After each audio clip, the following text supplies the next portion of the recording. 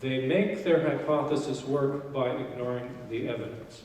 The last point I want to make on this particular issue is that when people try to explain this foreknowledge as natural and rational, and this applies even to NIST, they tend to revert to various vague hypotheses that existed before 2008 and before their own report. Their own report, and I think Kevin Ryan's going to say more about this in a minute, has a very particular collapse hypothesis, which is completely incompatible with foreknowledge. For example, the idea that the building was a raging inferno and that the steel was being weakened, and that's why it came down, they brush it aside. The fact that it took a structurally significant hit from the North Tower, they brush it aside. Why did it come down? Well, you'll hear more in detail later. I just want to say three things that characterize their final collapse hypothesis. First of all, it emphasizes the uniqueness of this event. Not just the first building to come down from fire, but there's a whole series of unique events. That there was a long span beam, and there was a certain amount of fire that heated it up to a certain extent, and that beam was connected to this, which was connected to that, and the whole thing is unique. It has never happened before. And I'm asking you how that uniqueness fits with foreknowledge that people had several hours before the event. It's impossible. It doesn't fit. People couldn't have known that was going to happen. Secondly, not only is it unique, there's a high degree of randomness in the NIST hypothesis. For example, you have fires burning, and there's 10 floors on fire, and then there's 6 floors, there's 2 floors. The fires wander. They end up at one point in the northeast corner. Well, that happens to be crucial to the hypothesis. If they didn't end up in that corner, the building wouldn't have come down, according to them. How could anyone have predicted they would end up in the northeast corner? Answer, they couldn't. Did the fires in fact reach the northeast corner by the time the engineer was on the scene? No. They weren't even there when the engineer made his prediction. So randomness does not go well with foreknowledge. Astronomers can tell you there will be a lunar eclipse next week because the movements of the heavenly bodies are very regular and well known. But weather prediction is much more difficult because there are many events, many of them random, that interact. It's very difficult to have foreknowledge with weather prediction.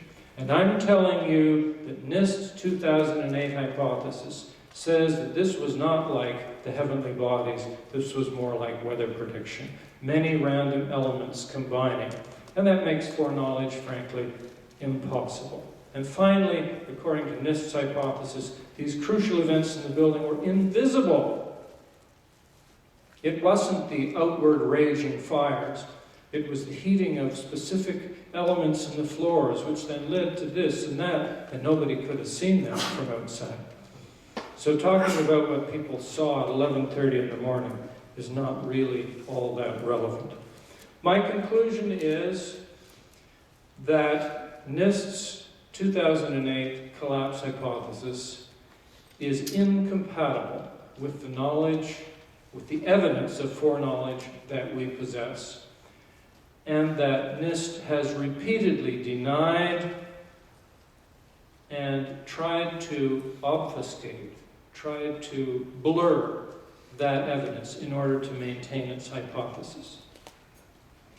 I further want to affirm, although I won't be able to have time to argue this in detail here, that I've looked at other hypotheses as well, the ones that existed before 2008, and the only collapse hypothesis that I have found that's compatible with this foreknowledge is the action-based hypothesis. People knew this building was coming down because somebody was going to bring it down, and that's where the knowledge came from.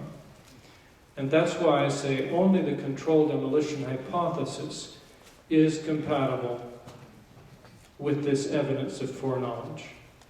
Now, there's one more stage in my talk today, I'm sure there are some of you, particularly those of you who are encountering this discussion for the first time, who are thinking, well, you know, that foreknowledge is certainly weird, and it doesn't seem to fit very well with the government hypothesis. But MacQueen seems to be going a little too quickly to control demolition.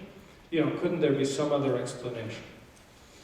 Well, first of all, you're going to be hearing from other speakers today, and they will make the case, different parts of the case, and they'll make it more comprehensive than I have done. I'm giving you one piece of the puzzle. However, I'm going to start you off on the next stage of our thinking about this by looking very briefly at three types of witness evidence. And I think when you've seen these witnesses, you'll realize that there are many reasons why we gravitate to the controlled demolition hypotheses. And I'm giving these in this talk because each one of them supports the claim I've been making that foreknowledge indicates controlled demolition. So we can get to these witnesses that I'm going to present quite briefly to you today by asking three questions.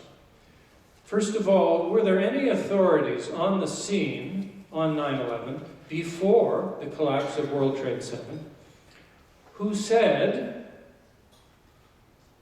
that bringing the building down deliberately was an option, was being discussed on 9/11?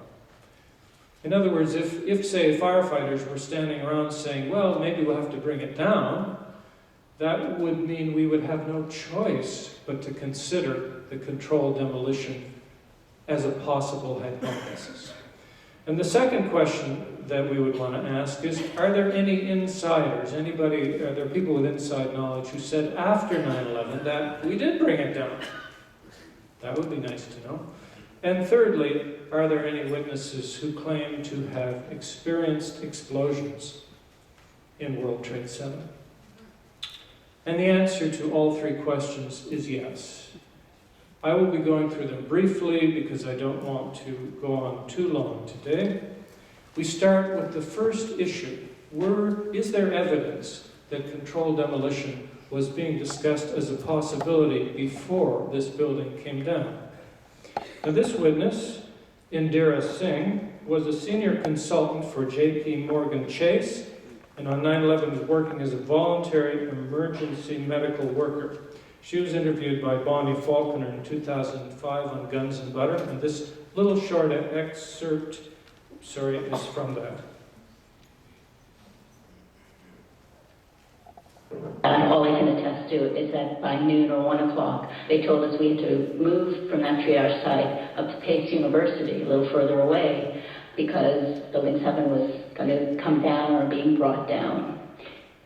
Did they actually use the word brought down, and who was it that was telling you this? The fire department, and they did use the word, we're going to have to bring it down. That's a remarkable statement. So, question, is there any corroborating evidence? Has any other witness said the same thing? Yes.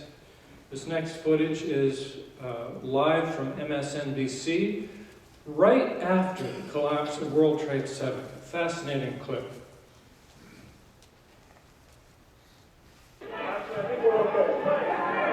Alright, we're going to have to move this way. We're going to have to move. That cloud is coming this way. Yeah, actually get out of there. Leave the camera on, man, if you need to, and get out of there. What we've been fearing all afternoon has apparently happened. We were watching number 7 World Trade, which was part of the ancillary damage of the explosion and collapse of the other two. We've been talking all day about how fast these plumes of smoke move. You're watching one on the move right now. That is building dust. Look at the wider shot on the left from across the river in New York. This was a 40-story building. They have been watching all day. This is like watching the collapse of an active volcano. And the dust from it is not unlike that from a volcano. We are on the phone with New York Fire Department Lieutenant David Restuccio. Lieutenant, where are you right now? I'm at the corner of North Northmore Street and Greenwich Street. Can you confirm it was number 7 that just went in? Yes, sir. And you guys knew this was coming all day? We had heard report that the building was unstable and that eventually it would either come down on its own or it would be taken down. I would imagine it came down on its own.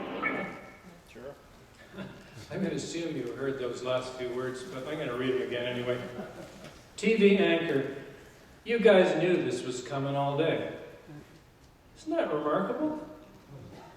You knew this was coming all day. All day long you've known this building is going to come down. That's foreknowledge again, and it shows that the news stations had gotten information of this sort. Restuccio gives a very careful reply. We had heard reports that the building was unstable and that eventually it would either come down on its own or it would be taken down. I would imagine it came down on its own. In other words, if I could reword Restuccio's last statement, this building has just utterly and completely collapsed. I guess it's probably a gravity-driven collapse, but it might be controlled demolition, because that was discussed during the day. So we have 2 highly credible witnesses who say that this was discussed as an option during the day. We now move to our next question, and you've already seen Silverstein, but it won't hurt to see him again, of Silverstein Development Corporation that owned Building 7. And I think we need to turn up the sound for this one. By debris when the North Tower collapsed. 7 burned until late afternoon, allowing occupants to evacuate to safety. I remember getting a call from the fire department commander telling me that they were not sure they were going to be able to contain the fire. I said, you know, we've had such terrible loss of life. Maybe the smartest thing to do is pull. And they made that decision to pull, and then we watched the building collapse. Right. Many of you have already seen that clip, and perhaps it's not necessary for me to discuss it at length. It's not surprising that people took his comments about pulling to refer to removing, getting rid of, demolishing the building. Silverstein later said that all he meant was that they should pull firefighters out of the building or of the area. Many people, including me, reject that explanation. However, we don't have time to get into the details of that debate here. Because we're talking about the kind of investigation that NIST did, let's just ask whether they had tough questions for Mr. Silverstein. And I believe it's Manny who already told us just how tough those questions were. They accepted immediately his explanation that he'd referred to pulling people out of the building. And when I think it was Laurie Van Auken asked Sunder directly if they had interviewed Silverstein, he basically said, we didn't interview him and we don't intend to. So much, my friends, for tough questions, and so much for a serious investigation of the collapse of World Trade 7. And I move on to my last witness. Were there any people who actually experienced explosions in World Trade 7? And there were several. The most famous is Barry Jennings. Because my time is just about over, I'm going to show you only a very brief clip so you'll see who Barry Jennings was on 9/11 itself. And then I'll explain why his testimony is important. For the past couple of minutes, it has been clear from this space back, chambers in that area, so now they're walking back toward the World Trade Center. And as we keep letting you hear the personal stories, the survivor stories of exactly what happened inside the World Trade Center when that first plane went in, and of course the collapses since then, we're going to bring more of those to you now. Barry Jennings, you're on the 8th floor, you work for the City Housing Department. Explain to me the moment of impact. Well, me and Mr. Hess, Corporation Council, were on the 23rd floor. I told him we got to get out of here. We started walking down the stairs, we made it to the 8th floor. Big explosion. Blew us back into the 8th floor. And I turned to Hess, I said, this is it, we're dead. We're not going to make it out of here. That's all I'm going to show. Barry Jennings at that time was Deputy Director of the Emergency Services Department of the New York City Housing Authority, highly credible man, a very articulate man, who was interviewed many times subsequent to this.